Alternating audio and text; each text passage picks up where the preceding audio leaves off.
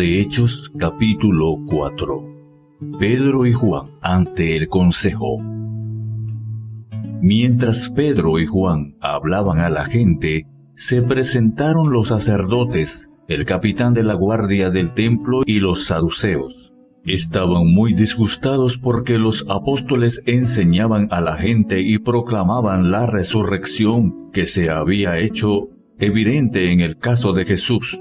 Arrestaron a Pedro y a Juan y, como ya anochecía, los metieron en la cárcel hasta el día siguiente. Pero muchos de los que oyeron el mensaje creyeron, y el número de estos, contando solo a los hombres, llegaba a unos 5,000. Al día siguiente se reunieron en Jerusalén los gobernantes, los líderes religiosos y los maestros de la ley. Allí estaban el sumo sacerdote Anás, Caifás, Juan, Alejandro y los otros miembros de la familia del sumo sacerdote. Hicieron que Pedro y Juan comparecieran ante ellos y comenzaron a interrogarlos. ¿Con qué poder o en nombre de quién hicieron ustedes esto? Pedro, lleno del Espíritu Santo, respondió: gobernantes del pueblo y líderes religiosos, hoy se nos procesa por haber favorecido a un paralítico y se nos pregunta cómo fue sanado.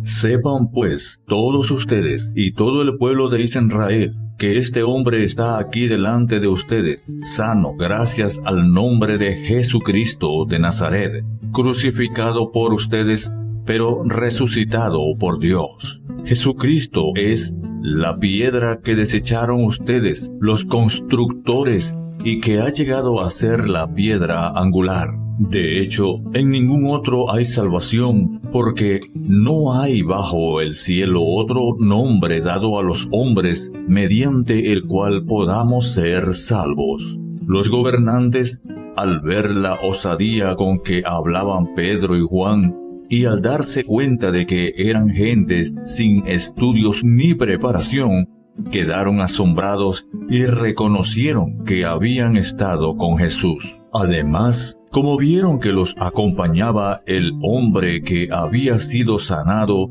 no tenían nada que alegar. Así que les mandaron que se retiraran del consejo y se pusieron a deliberar entre sí. ¿Qué vamos a hacer con estos sujetos?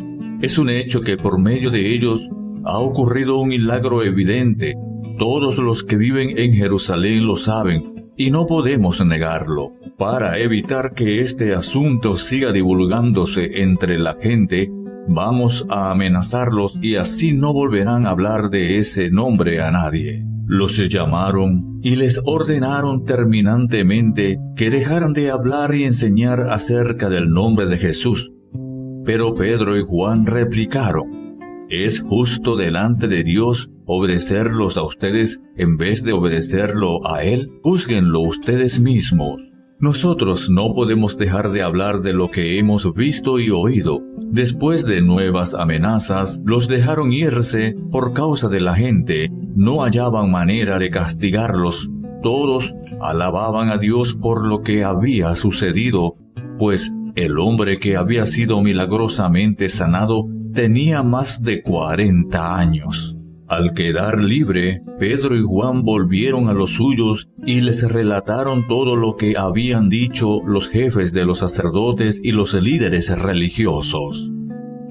Cuando los oyeron, alzaron unánimes la voz en oración a Dios: soberano Señor, creador del cielo y de la tierra, del mar y de todo lo que hay en ellos. Tú, por medio del Espíritu Santo, dijiste en labios de nuestro padre David, tu siervo: ¿por qué se enfurecen las naciones y en vano conspiran los pueblos? Los reyes de la tierra se rebelan, los gobernantes se confabulan contra el Señor y contra su ungido.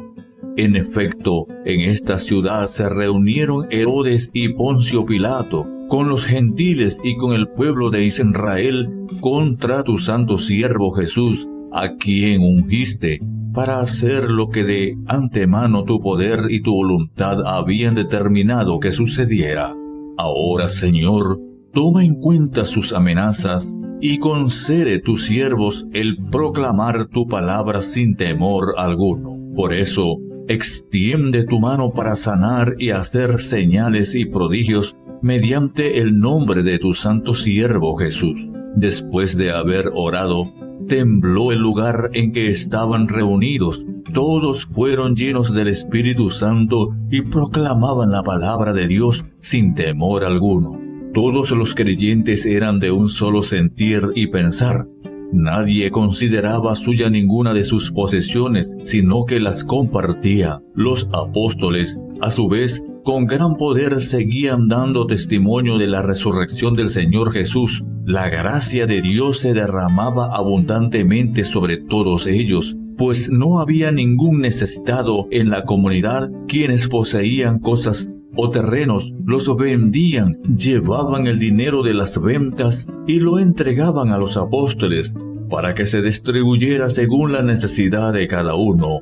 José, un levita natural de Chipre, a quien los apóstoles se llamaban Bernabé, que significa hijo de consolación, vendió un terreno que poseía, llevó el dinero y lo puso a disposición de los apóstoles.